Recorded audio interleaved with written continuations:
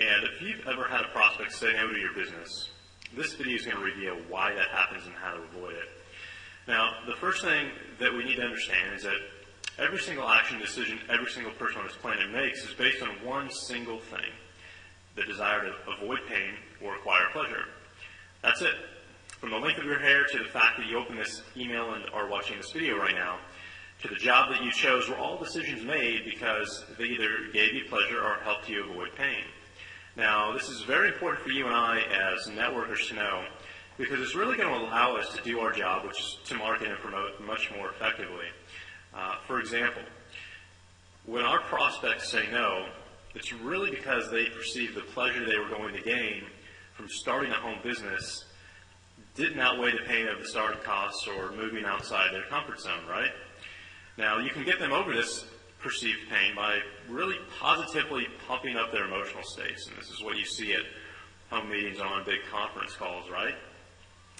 See, every single thing we buy stems from emotion. You bought the clothes that you're wearing right now because of how they made you feel. You chose the car that you're driving because it's nice and it makes you feel proud, or possibly because it was inexpensive and you felt great saving the money, or because you avoided the pain of spending too much money that you didn't have, right? You bought into your business because it gives you a feeling of hope that you can achieve more, or possibly because it's going to eventually help you avoid the pain of going to a job that you really, really don't like. So if you want to get fewer no's and more yeses when you prospect, you really need to understand that buying into a business and a dream is based on emotion. Now, think about that. How is buying into this business going to make your prospects feel better? How is it going to help them avoid pain? Well, once you've communicated the benefits that can come from your business, you really need to help them justify their decision with logic, which is what all of us do. You really bought that new Lexus, and we're going to pretend you just bought a Lexus, right? Because of how it made you feel. But you're probably telling yourself and telling everyone else that you bought it because it's a brand new hybrid Lexus. It gives you more miles per gallon, which is much better for the environment, right? So it's funny how that works. You bought into your business because of how it made you feel if you were to triple your income, right? But you justified the decision to get started with that business probably because it was a ground floor of opportunity of some kind, or it had an experienced management team or a brand new spectacular product. Who knows? Bottom line is that you probably justified the decision you made with some kind of logical reason. Now, you need to be careful though, because getting started has to be your prospect's idea, not yours. Now, if someone gets involved and comes to a really exciting overview call or a really exciting meeting in your local town, and their emotional state just gets really pumped up by the people, the presenters, the people who are putting it on, in order to really inspire them to become a distributor right then and there on the spot, it's probably going to backfire on you once that emotional state wears off. This is called buyer's remorse. It's what happens when any talented salesperson is put in front of someone who doesn't really know what they want.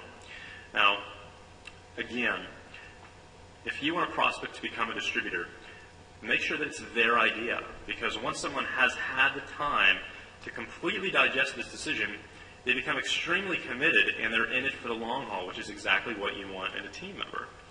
Now, the best way to allow someone to sell themselves is to continually market to them over a period of time. And everybody's different. Some people will sell themselves within a day or two, others will take weeks or months. The point that I'm trying to make, though, is that it has to be on their timetable and not yours. So get rid of all of those high-pressure sales tactics and incentives that you may or may not be using in your presentations, and you're going to start sponsoring higher-quality people when you do that. Now, what we're really talking about here is just psychology. And there are actually 6 different key points regarding human nature that you really need to know in order to be the most effective marketer possible. And I'm going to share 3 of those with you right now today. I've already given you the first. And the second is that most people are lazy. Sorry to say that. They want better, faster, and cheaper, right? That's the American way these days, unfortunately. But as a marketer and as an entrepreneur who doesn't have any of those characteristics, which hopefully you and I share, anytime you can prepackage or manufacture an end result for someone, you're probably going to sell a whole lot of that product or service. Now, think about diet pills. You can eat anything you want and still lose weight just by taking our pills, right? That's the pitch we see on TV 20 times a day. Look at lead generation companies. Most people don't want to go out and learn how to market or produce their own leads. They'd rather pay a lead company to go out and do that for them. Now, I'm sure you probably get the idea from just those two examples alone, and I'm sure you can think of many more yourself. But the third characteristic, or the third trend that I want to talk about real quick, is that most people would really rather learn how to do something than actually go out and do it. The people out there like to purchase hope of a result instead of actually going out and working for that result. And I'm sure you've seen the evidence of this process many times over in your business. How many times have you sponsored a distributor who went out and got started but never really did anything? They just fell off the face of the earth, right? You never heard from them again. Most of your reps, I'm going to assume, fall in that category. 70, 80% probably. And really what happened is they fell into the emotional trap we mentioned before, and they experienced buyer's remorse. They didn't make a solid, committed decision. They gave in to their emotions, and when those emotions wore off, their desire to become entrepreneurs faded away. Well, the simple fact of the matter is that this is going to happen to 80% of your prospects and distributors. This is the 80-20 rule. You can't avoid it. Most people are lazy. They're going to purchase hope. They are under the impression that success comes from something outside of themselves. Now, if you don't come to the table with that knowledge, it's really going to have a major impact on your bank account. Much more so than you could possibly imagine, but there is definitely something that you can use in order to turn this into an advantage and actually turn these people into a profitable part of your business model. And you have to. You really don't have a choice anymore because they're going to make up the majority of all of these prospects that you're spending a ton of money on through your advertising to create, right? So now that we know a little bit more about what makes us as people work, what makes us buy, what makes us respond to an offer, let's talk about that problem. And it's a pretty big one in this industry, and it's profitability. 9 out of 10 business owners in this industry are going to end up spending more money than they ever make, which means there's a very good chance right now that you were probably one of them. That's okay. I was in the same position for over 6 years.